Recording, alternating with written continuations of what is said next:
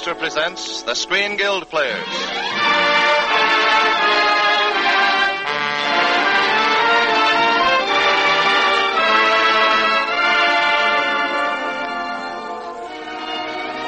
The Screen Guild play tonight, The Juggler of Our Lady. the starring players, This is Ronald Colman. And this is Nelson Eddy.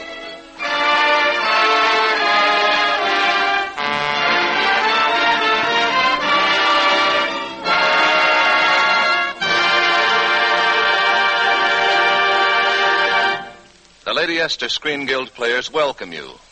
And we hope your entire family and all your friends are listening in. For tonight is the long-awaited night in our show. The night when we present once again our beautiful and well-loved Christmas story, The Juggler of Our Lady, starring Nelson Eddy and Ronald Colman. John Nesbitt, the famous commentator, wrote this adaptation of Anatole France's dramatic legend, and we thought it so beautiful a Christmas tale that several years ago we asked John's permission to perform it. Lady Esther is proud to bring it to you again tonight.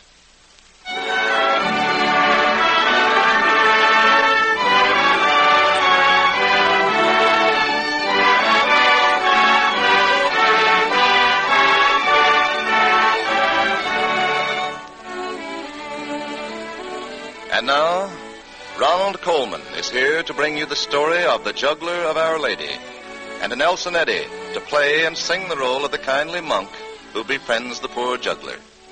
The special musical score will be played by Wilbur Hatch's Augmented Orchestra. Ladies and gentlemen, the Juggler of Our Lady.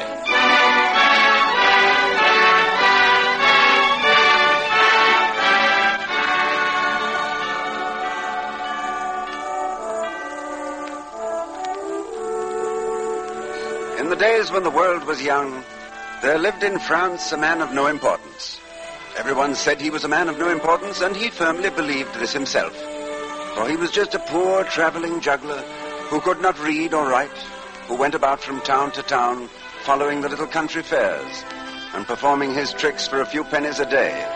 His name was Barnaby. When the weather was beautiful and people were strolling about the streets, this juggler would find a clear space in the village square, spread a strip of old carpet out on the cobblestones, and on it he would perform his tricks for children and grown-ups alike. Now Barnaby, although he knew he was a man of no importance, was an amazing juggler. First, he would only balance a tin plate on the tip of his nose. But when the crowd had collected, he would stand on his hands and juggle 6 golden balls in the air at the same time, catching them with his feet. And sometimes, when he would juggle 12 sharp knives in the air, the villagers would be so delighted that a rain of pennies would fall on his strip of carpet. And then, when his day's work was over and he was wearily resting his aching muscles, Barnaby would collect the pennies in his hat, kneel down reverently, and thank God for the gift. Always the people would laugh at his simplicity, and everyone would agree that Barnaby would never amount to anything. But all this is about the happy days in Barnaby's life, the springtime days, when people were willing to toss a penny to a poor juggler. But when winter came, Barnaby had to wrap his juggling equipment up in the carpet and trudge along the roads begging a night's lodging in farmers' barns or entertaining the servants of some rich nobleman to earn a meal. And Barnaby never thought of complaining. He knew that the winter and the rains were as necessary as the spring sunshine, and he accepted his lot. For how, Barnaby would say to himself as he trudged along, could such an ignorant fellow as myself hope for anything better? Now, one year in France, there was a terrible winter.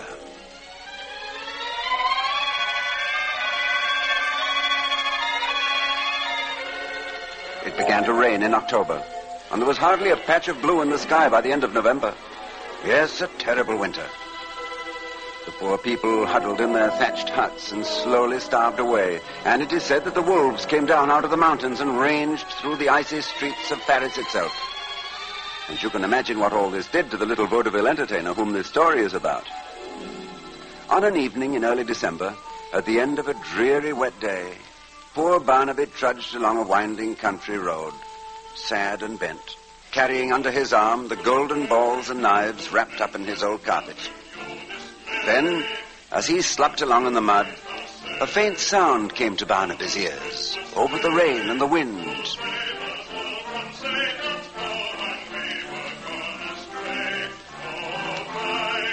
Someone was coming up the road, and in spite of the storm, was singing as happily as if it were a day in June. Barnaby stopped and listened, with the rain running down to the tip of his short little nose. From God our heavenly Father, a blessed angel came. And then, through the mist, Barnaby saw a strange sight. Coming slowly around a bend in the road was a fat white mule. And on the mule's back, with his legs sticking almost straight out on each side, was a young monk. Now and then the young monk would bang the mule's side with his heel, and then go on singing into the storm with all his might. Barnaby waited. And then, as the mule came alongside of him, he ran along in the mud, while the young monk sang on as cheerfully as a lark. Where our dear Savior lay, they found him in a manger where oxen feed on hay. His mother Mary kneeling down unto the Lord did pray. Oh, tidings of comfort and joy, comfort and joy. Oh, tidings of comfort and joy. All of a sudden, the monk stopped, looked down, and there was Barnaby, hopping along near the mule's tail, staring at him. The monk smiled at him and called, It's going to be a cold night, Brother Juggler.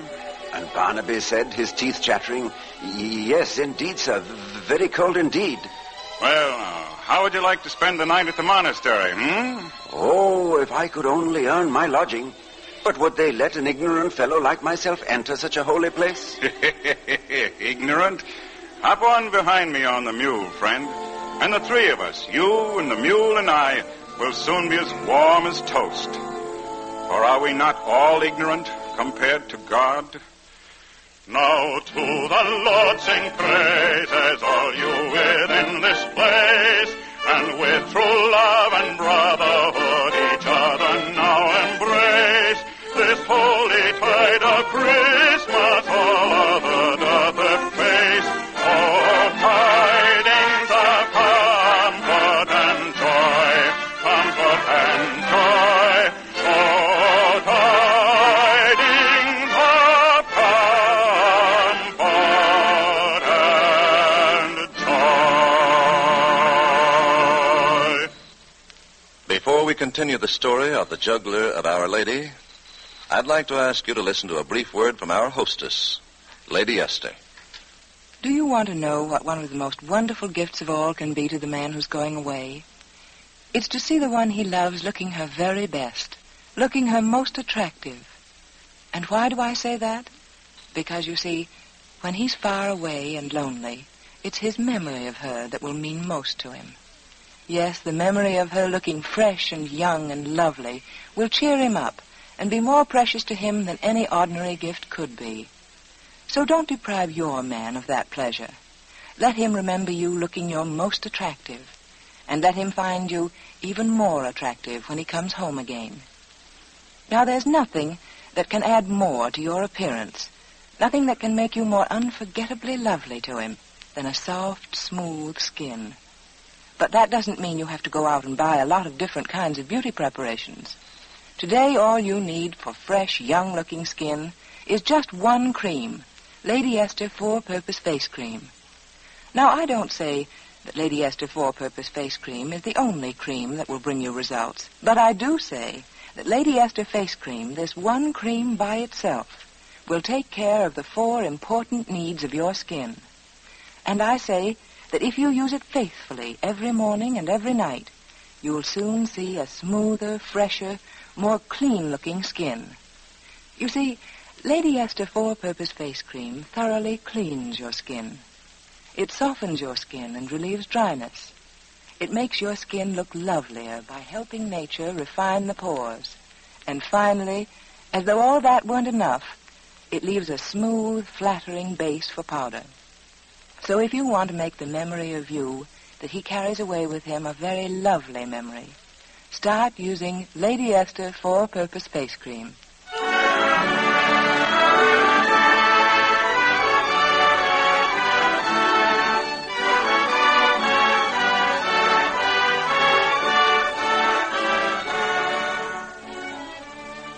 And now, Ronald, Colman, and Nelson Eddy continue with the Lady Esther Screen Guild Players' presentation of the Juggler of Our Lady.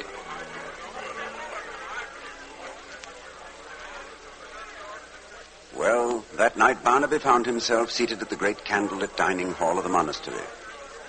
Although, of course, he sat at the bottom of the long table, together with the servants and beggars, Barnaby thought he had never seen such a wonderful place in his life. Everybody was laughing and telling old-fashioned jokes, and there were enormous steaming pasties standing about everywhere on the table, and huge tankards of creamy, foaming ale, and great pitchers of homemade wine. And, well, Barnaby just sat and ate and drank more than he ever had in his life. And then, to cap it all, his friend the monk, now in a fine dry robe, and just as merry as ever, was standing up to sing for the assembled company. Balthazar's song, which tells the tale of one of the three wise men journeying out of the east to Bethlehem.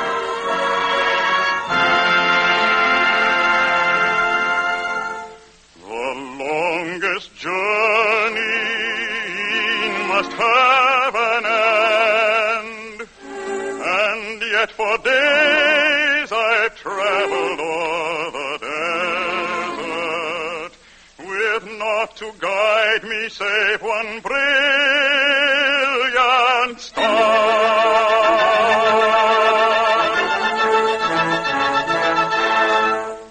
Tonight it has not risen. Here will I and mine remain by this old well until the star returns to guide us on our way.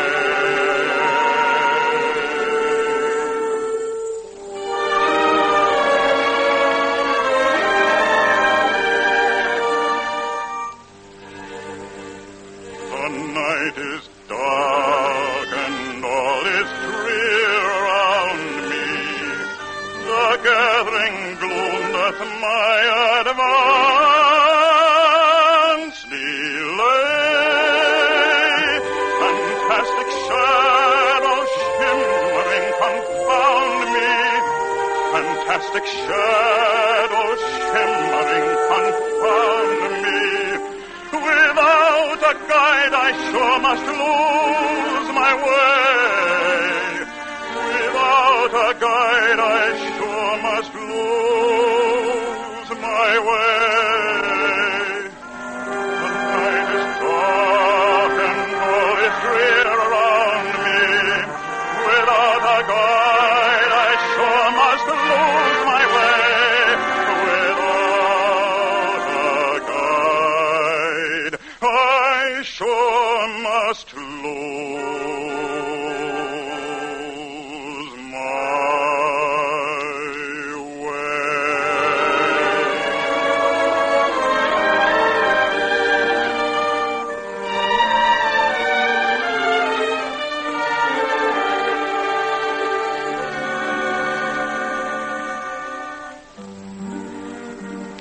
My soul is dark, tomorrow's gloom lies over, of strange beliefs which fail to bring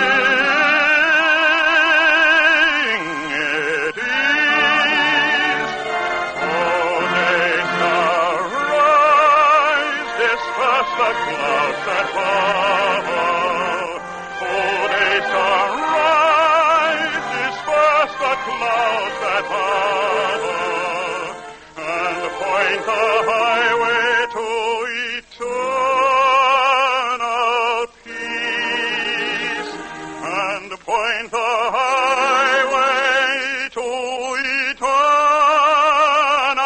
peace. Oh, they shall rise.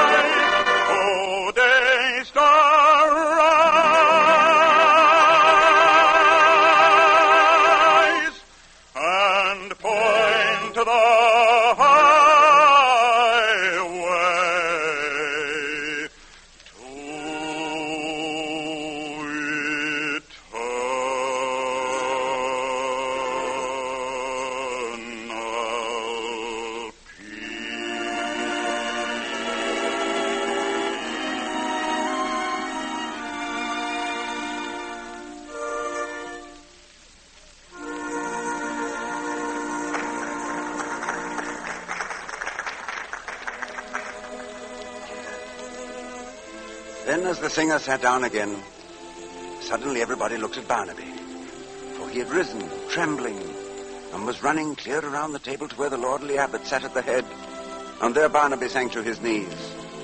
Father, grant my prayer. Let me stay in this wonderful place and work for you.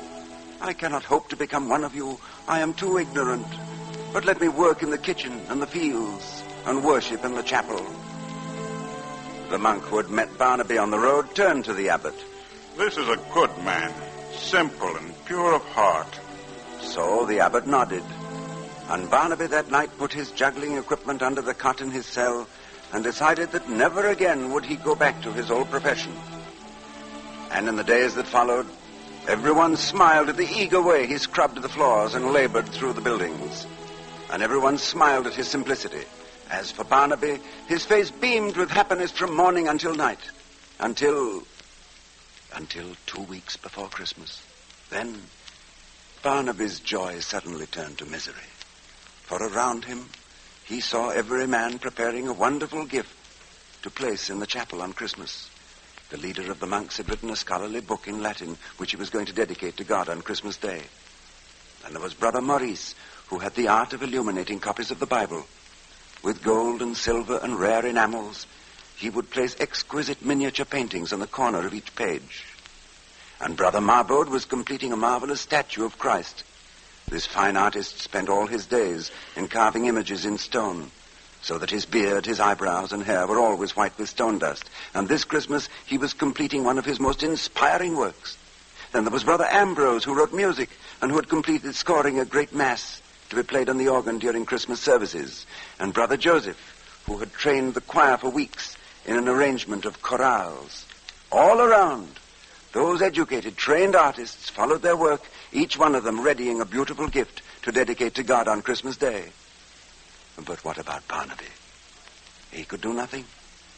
I am but a rough man, unskilled in the arts, and I can write no book, offer no painting, or statue, or poem. Alas, I have no talent. I have no gift worthy of the day. So Barnaby sank deep into sadness and despair. At night he could no longer sleep, but tossed on his mattress and stared at the ceiling overhead. At last, Christmas Day came, and the chapel was resplendent with the gifts of the brothers. The giant organ rang with the new music, the choir sang the chorales, the candles glittered around the great new statue. But Barnaby wasn't there. He was in his tiny cubicle, praying forgiveness for having no gift to offer. Then a strange thing happened. On the evening of Christmas Day, when the chapel should have been deserted, one of the monks came running, white-faced and panting with exertion, into the private office of the abbot. He threw open the door without knocking, seized the abbot by the arms. "Father, a frightful thing is happening. The most terrible sacrilege ever to take place is going on right in our own chapel. Come!" Together, the two portly men ran down the corridors, burst through a door, and came out on the balcony at the rear of the chapel. The monk pointed down toward the altar. The abbot looked, turned ashen in color. "He is mad!"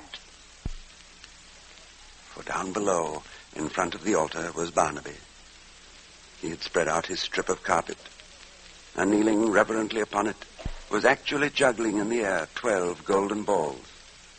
He was giving his old performance, and giving it beautifully. His bright knives, the shining balls, the tin plate balanced on the tip of his nose. And on his face was a look of adoration and joy. "We must seize him at once," cried the abbot, and turned for the door. But at that moment, a light filled the church, a brilliant beam of light coming directly from the altar, and both the monks sank to their knees. For as Barnaby knelt exhausted on his carpet, they saw the statue of the Virgin Mary move. She came down from her pedestal, and coming to where Barnaby knelt, she took the blue hem of her robe and touched it to his forehead, gently drying the perspiration that glistened there. Then the light dimmed, and up in the choir balcony, the monks were joined by the brother who had befriended Barnaby. His eyes were moist with joy as he perceived the miracle below. He turned and spoke to the abbot. God has accepted the only gift he had to make. And the abbot slowly nodded. Blessed are the simple in heart, for they shall see God.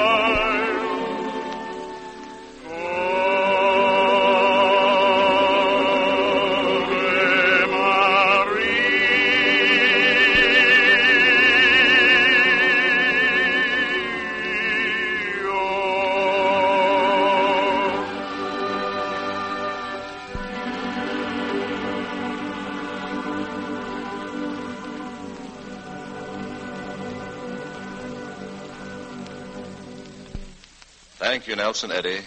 That was magnificent. We planned a program of laughs and chuckles for you next Monday night.